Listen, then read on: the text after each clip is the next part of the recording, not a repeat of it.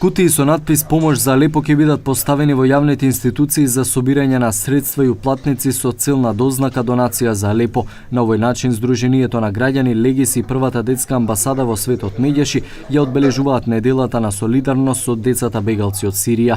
Целта ни со ова хуманитарна акција да им помогнеме на семејствата кои што се евакуирани, да им помогнеме на дечињата од Алепо. Тоа се над 50.000 жители кои што се во камповите на границата до Турција и во самата Турција. Македонија беше една од земјите низ кои транзитираа бегалците од Сирија преку така наречената Балканска рута.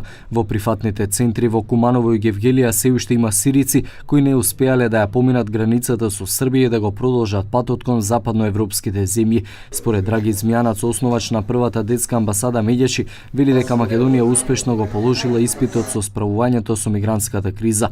Тој додава дека сега е моментот да им се помогне на децата и родителите од уништениот сириски град Алепо, кои се сместени во камповите во Турција. Кампањата содржи хуманитарен и образовен дел. Сакаме да дадеме можност за време на наставата да се одвои барем еден час и да се посвети еден час.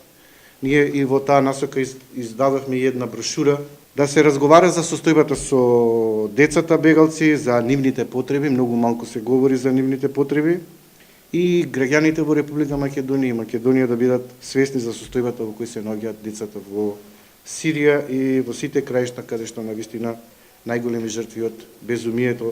Неделата за солидарност со децата бегалци од Сирија почна денеска, ќе трае до 5 март. За сите собрани средства ќе има отчет за крајната дестинација.